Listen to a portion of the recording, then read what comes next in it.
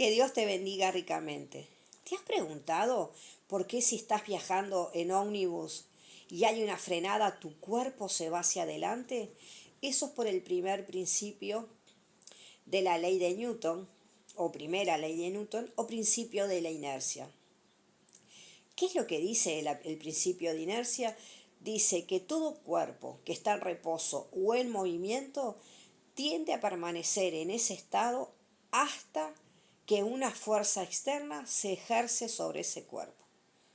Es decir, tú vienes en el ómnibus, vamos a hacerlo, este eres tú y este es el medio de transporte en el que te estás moviendo. Entonces tú vas en movimiento con ese ómnibus, hay una frenada y es muy imperceptible, porque claro, esto no es algo real, pero si te fijas, el cuerpo fue hacia adelante. Se ejerció una fuerza. ¿Cuál fue la fuerza? Algo que detuvo el cuerpo. El cuerpo, por el principio de inercia, venía en movimiento, chocó y lo que estaba, ¿verdad?, dentro del ómnibus se va hacia adelante. Porque es como que el cuerpo, por el principio de inercia, tiende a hacer lo que estaba haciendo. El ómnibus se paró, pero la persona que eres tú tiene esa tendencia a irse hacia adelante. Por eso es necesario el uso del cinturón cuando uno va conduciendo, porque en los accidentes se ha visto personas que han salido disparadas, ¿verdad?, por el frente del auto, por no usar el cinturón de seguridad en un choque abrupto, en una frenada muy brusca, sobre todo si la persona iba a una gran velocidad. Pero espérate, Marta, ¿qué es esto? ¿Es un video para tus sobrinos nietos? Porque yo sé que tú eres la profesora de física, química y matemática de tus sobrinos nietos. O esto es rotos y descosidos. No, esto es rotos y descosidos. Lo que pasa que esta mañana yo estaba leyendo Proverbios 24. Y apenas lo leí, me vino el principio de inercia a la mente. Déjame que te lo comparta. Dice así: pasé junto al campo del hombre perezoso, Proverbios 24, versículo 30, y junto a la viña del hombre falto de entendimiento. Y aquí que por toda ella habían crecido los espinos, ortigas habían ya cubierto su faz, y su cerca de piedra estaba ya destruida. Miré y lo puse en mi corazón, lo vi y tomé consejo. Un poco de sueño, cabeceando otro poco, poniendo mano sobre mano, otro poco para dormir. Así vendrá como caminante tu necesidad y tu pobreza como hombre armado. Qué interesante. Este hombre pasa por el campo de un vecino que él llama el hombre perezoso o falto de entendimiento. Y de pronto ve que el muro estaba destruido y que las malezas había crecido. Habían espinos, habían ortigas, y lo que antes era una huerta o un jardín, ahora parecía una selva. Y aquel muro que protegía ahora es sinónimo de inseguridad. Esto pasa en nuestras vidas espirituales. Por inercia seguimos yendo a la iglesia, pero no porque estamos comprometidos realmente con saber más del Señor. Por inercia hacemos nuestras oraciones, por inercia leemos la palabra de Dios. Nos está faltando realmente compromiso. Muy pocas veces se habla de un pecado que se conoce como desidia. La desidia es un pecado, es un demonio, podríamos decir, que te lleva a la pereza espiritual. Esa pereza espiritual no comienza abruptamente, no dices tú, a partir de hoy no hago más nada. No, comienza de a poco. Un día estás cansada, tu cuerpo ya está muy rendido y te vas a dormir sin hacer las oraciones. Un día te levantas falto de tiempo y te vas sin leer las escrituras. O si sueles hacerlo en la tarde, llegas cansado del trabajo y en vez de dedicarte a leer las escrituras, que era una meta que estabas acostumbrado a hacer, no, mejor me voy a dormir una siesta. No estoy diciendo que no lo necesites hacer, Claro que sí, a veces precisamos descansar un poco, a veces necesitamos incluso acostarnos temprano y es necesario cuidar nuestro cuerpo, pero también es necesario cuidar nuestra vida espiritual. Este mundo es un mundo de prisas, es un mundo de locos, podríamos decir. Corremos de un lado a otro. Alcanza con que te sientes en cualquiera de las calles de aquí o de la ciudad donde tú te encuentres y mires la gente corriendo de un lado para otro, bajando y subiendo de vehículos, yendo y viniendo de lugares a comprar. Rara vez te vas a encontrar con alguien que está en una plaza o en un parque contemplando la naturaleza, estando aquí y ahora presente disfrutando las maravillas que ha creado nuestro Señor. Todo el mundo está ensimismado con su celular.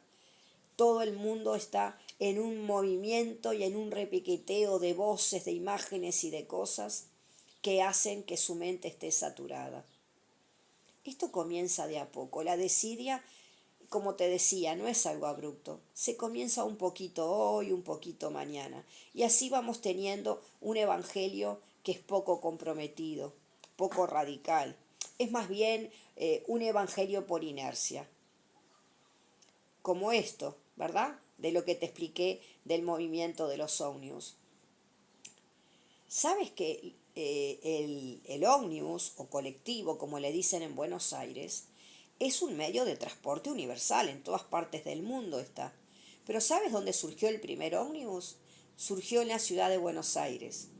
Era 1928, mis padres todavía no habían nacido. Mi madre nació el 6 de noviembre del 28 y mi padre 25 de diciembre del 28. Pero en septiembre del 28 había una crisis económica muy grande en Buenos Aires. Los taxistas ya no daban más.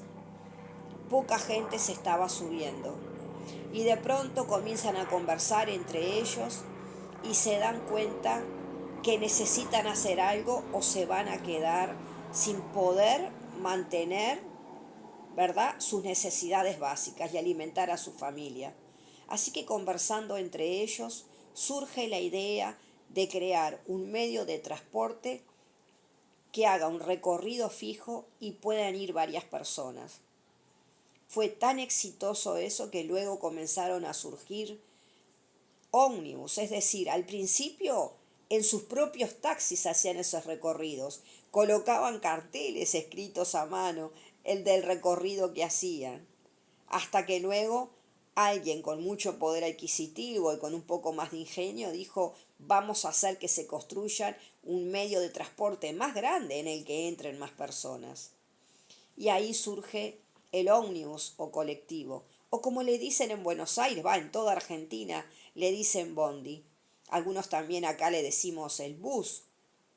Ómnibus, dicho sea de paso, en latín significa para todos, porque es un medio de transporte realmente muy popular.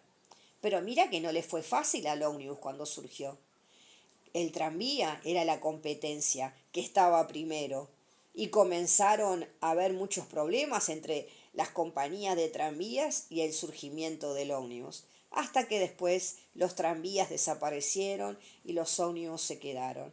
El primer país del mundo donde hubo entonces este medio de transporte fue en Argentina. Inmediatamente vino a Uruguay, fue el segundo país del mundo, luego fue a Paraguay y a Brasil, y de ahí al resto del mundo.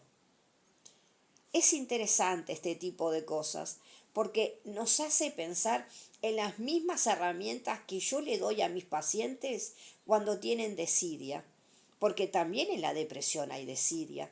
Es esa falta de voluntad para hacer las cosas, es eso de andar demorando para hacer las cosas, dejarlas para mañana, como el hombre perezoso. Se le rompió el muro y no lo hizo inmediatamente de ir a reparar.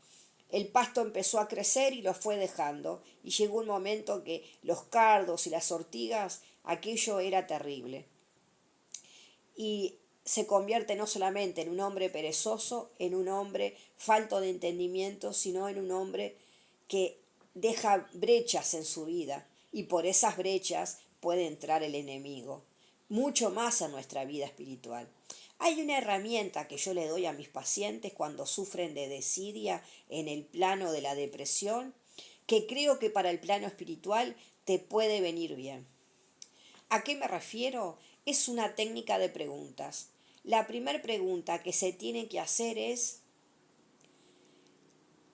¿qué quiero lograr? Entonces, de pronto, pensemos en el ejemplo del surgimiento del ómnibus. ¿Qué quiero lograr? Se decían los taximetristas. Bueno, quiero llevar el sustento a mi familia. Quiero seguir trabajando. Quiero mantener, ¿verdad?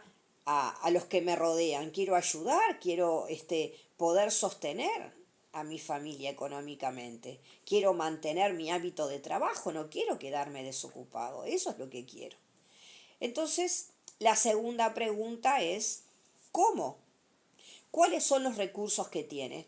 Bueno, ¿qué dijeron estos asimetristas? Tenemos nuestro propio recurso, que es nuestro deseo de trabajar, y por otro lado tenemos un medio de transporte. La siguiente pregunta al cómo es: ¿quién? ¿Quién puede ayudarte en esto? Y bueno, los taximetristas empezaron a conversar entre ellos. Y hablaron con uno y hablaron con otro, es decir, crearon una red entre ellos y empezaron a observar y se dieron cuenta que muchas personas iban hacia un mismo lugar y que venían de diferentes lados y que otras personas vivían alejadas de tal lado pero trabajaban en otro punto. Entonces comenzaron a establecer lugares: bueno, yo voy a conducir por acá y los voy a llevar por ahí, fulano por acá, y se comenzaron a organizar. Entonces, la primera pregunta es: ¿qué quiero lograr? La otra pregunta es: ¿cómo lo voy a hacer? ¿Cuáles son los recursos que tengo? La tercera pregunta es: ¿quién? Es decir, ¿con quién puedo confiar? Y la cuarta pregunta es: ¿qué aprendo? ¿O qué quiero aprender con todo esto? Veámonos en el plano espiritual. ¿Qué aprendieron los colectiveros o los taximetristas que se convirtieron en colectiveros?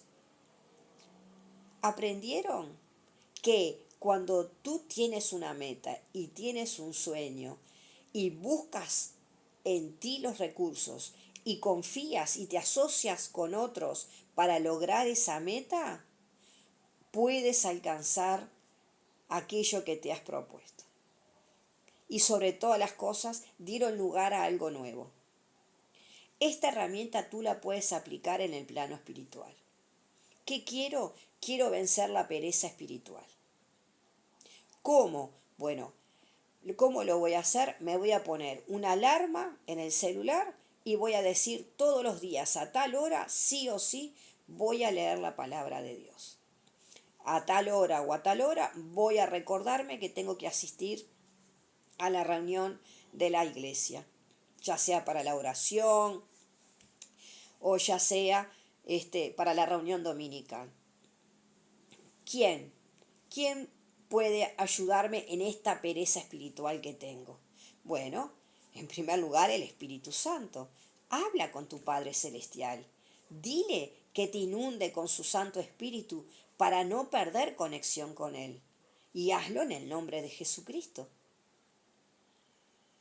Y lo último es: ¿qué aprendes con esto? Seguramente después de aplicar todo esto, te vas a dar cuenta que lo que aprendes es que tu muro no va a estar como el del hombre perezoso. Tu muro va a estar fortalecido. Porque apenas te des cuenta que un ladrillito está flojo, te vas a encargar de cimentarlo bien para que no haya brechas. El hombre es falto de entendimiento. La mujer que se deja, digamos, pellizcar por la desidia o la pereza espiritual, pierde algo muy lindo que es la conexión con Dios y pierde la posibilidad de crecer espiritualmente. así como los taximetristas se unieron para un proyecto que dio lugar a algo nuevo, ingenioso y que luego invadió el mundo, cuánto más los cristianos tendríamos que empezar a extender redes entre nosotros y decir, ¿quién me puede ayudar a vencer esta desidia?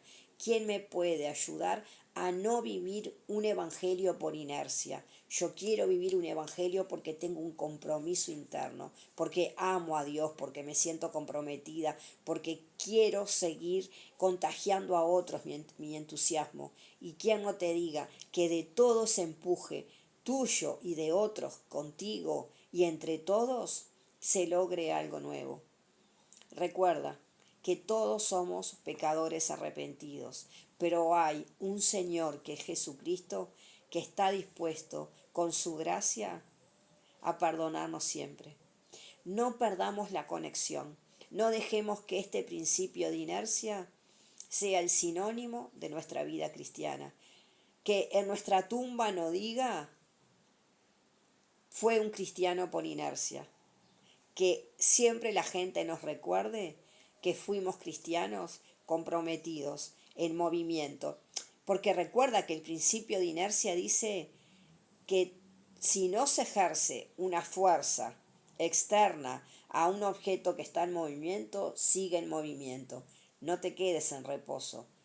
Sigue, sigue en movimiento. Hoy lees la palabra de Dios, mañana lo haces, pasado también. Y cuando quieres acordar, te vas a dar cuenta que no es un hábito, es una necesidad. Que Dios te bendiga ricamente.